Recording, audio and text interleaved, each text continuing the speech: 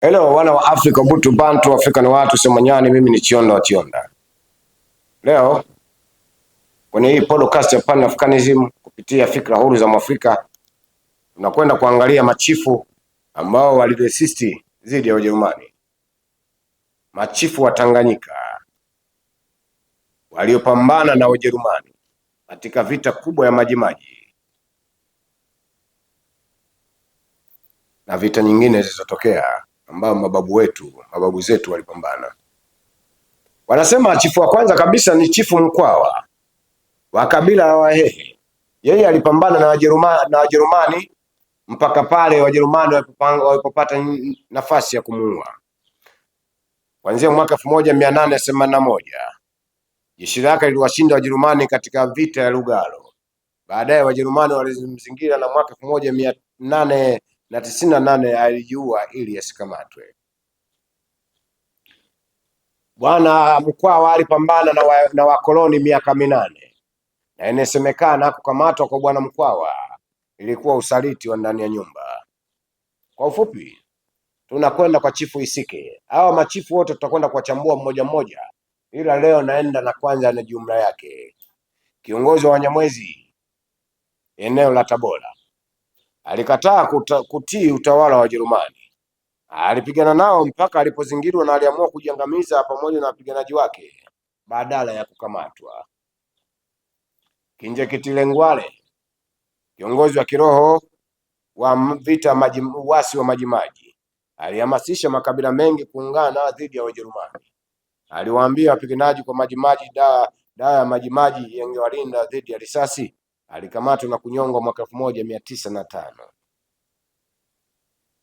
Hao ndio babu zetu, hao ndio mitume wetu ambao walinyanyaswa na wakoloni, ambao leo mnaendelea kuwashuhudia na kuwaheshimu. Songea Mbano, kiongozi wa Ngoni kusini mwa Tanganyika, alikuwa mmoja viongozi wa aina yake. Vita ya Majimaji alinyongwa na Wajerumani mwaka 1906 pamoja na viongozi wengine, na kichwa chake kikapelekwa Ujerumani na mji wa Songea ukaitwa kwa jina lake. Mtemi Mputa Gama, kiongozi wa Wazaramo, alipinga utawala wa Ujerumani na sera zake za kulazimishwa kodi. Kwa hiyo ndugu wana wa Afrika, hawa ni baadhi ya machifu ambao walijitolea kupambana na wakoloni. Kwa jumla, upinzani dhidi ya Ujerumani katika Tanganyika ulijumuisha vita vikubwa kama Abushiri, maasi ya Abushiri, vita na Wahehe, Majimaji, uasi wa Majimaji.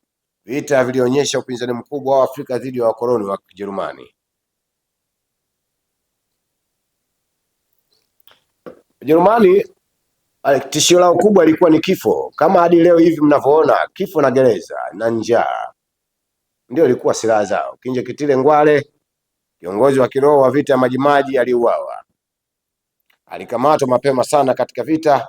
Wajerumani walinyonga mwaka 1905 ili kujaribu kuzuia uasi, yani ni kuwatisha. Kiongozi wa wapiganaji wa Ngoni naye alikamatwa akauawa. Abushiri bin Salmani alipigana na Wajerumani pwani ya Afrika Mashariki, alikamatwa na kunyongwa mwaka 1889. Majeshi ya Afrika yaliwashinda Wajerumani. Vita kati ya Wajerumani na jeshi la Chifu Mkwawa, Wahehe wa Afrika walishinda. Wajerumani walishambuliwa ghafla, askari wengi wa Kijerumani wakauawa. Mapambano ya Chifu Isike aliwazuia Wajerumani katika eneo la Tabora kwa muda mrefu. Aliwazingira, aliunda jeshi la wenyeji kupambana nao.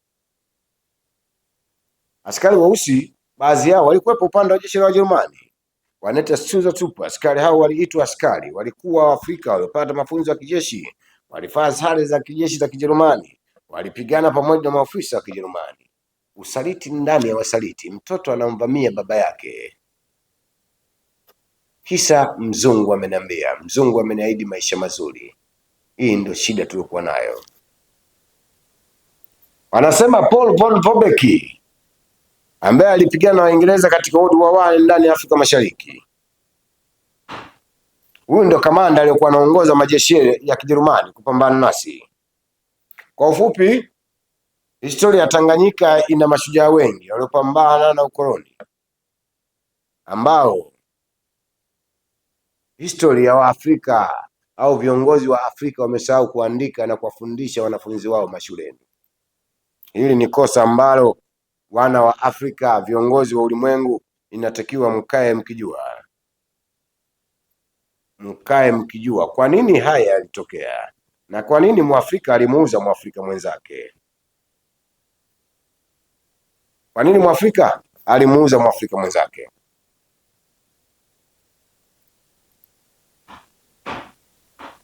Wanasema baada ya vita ya kwanza Tanganyika ilikabidhiwa kwa Waingereza. Baadhi ya viongozi waliendelea kupinga utawala wa kikoloni, nao Mwingereza tukaendelea kumpinga. Chifu Mtinginya alikuwa kiongozi wa Nyakyusa kusini mwa Tanganyika, alipinga sera za kikoloni na kodi za Waingereza. Chifu Mangungo, kiongozi wa Wangoni, alijaribu kuunda uhuru wa eneo lake dhidi ya udhibiti wa wakoloni. Julius Nyerere, kiongozi wa wanaharakati,